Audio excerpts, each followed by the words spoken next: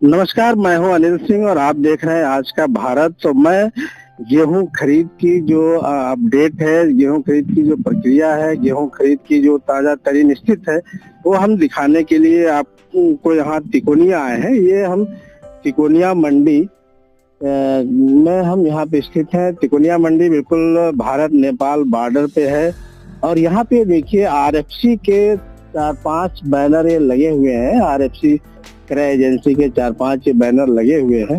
सरकार का जो दावा है, जो सरकारी अधिकारियों के जो दावे हैं, हमारे खरीद एजेंसी के जो हमारे जिले पे जो डिप्टी आरएमओ नमन पांडे हैं, उनका ये दावा है कि 17 मार्च से सारे हमारे क्रय केंद्र बाकायदा संचालित हो जाएंगे। सारे क्रय केंद्रों पे गेहूं की खरीद शुरू हो जाएगी। हालांकि गेहूं खरीद के लिए किसानों के जो रजिस्ट्रेशन की प्रक्रिया है वो 1 महीना पहले ही इन अधिकारियों ने शुरू कर दी थी। और इवन जब अभी धान का खरीद चल ही रहा था, उसी समय धान खरीद के जो बैनर लगे हुए थे, उन्हीं के साथ में गेहूं के खरीद के लिए रजिस्ट्रेशन कराने के बाकायदा बैनर लगा दिए गए थे।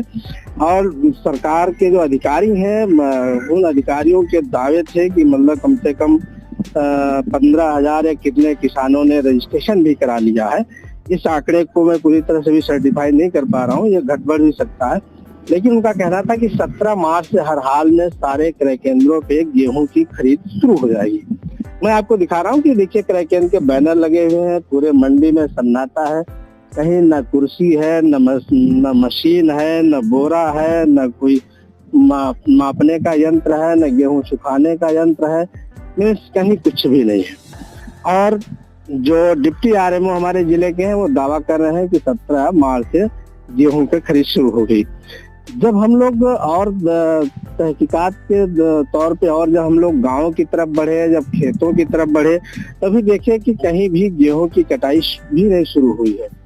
कई जगह ऐसे थे कि जहाँ पे हमने देखा कि गेहूं अभी लगा हुआ है। अभी कुछ किसानों का दावा है कि हमारा 15 दिन बाद कटेगा, कुछ का कहना है 1 महीने बाद कटेगा, और गेहूं की कटाई अभी शुरू नहीं हो पाई है। लेकिन गेहूं खरीद के दावे अधिकारियों ने शुरू कर दिया। तो इस प्रकार अगर हम पूरे जिले की बात करें, अन्य जिलों की बात करें, पूरे प्रदेश की बात करें, तो लगभग कमोबेश सब जगह यही स्थिति है कि 90% अभी गेहूं की कटाई शुरू नहीं हो पाई है, लेकिन खरीद प्रक्रिया शुरू हो गई है। तो इस तरह से आम जनता को, लोगों को गुमराह करने का जो कार्य जिन अधिकारियों के द्वारा किया जा रहा है, ये गलत है। इस तरह नहीं होना चाहिए। जब प्रक्रिया या समय ये देना चाहिए कि जब गेहूं की कटाई संपन्न हो जाए, गेहूं कटाई पूरी हो जाए, तब गेहूं खरीद की प्रक्रिया शुरू कराई जाए। अब देखना यह है कि कैसे क्या होता है, वो हम अगले एपिसोड में आपको बताएंगे। और आप देखते रहिए आज का भारत। तो मैं हूं अनिल सिंह।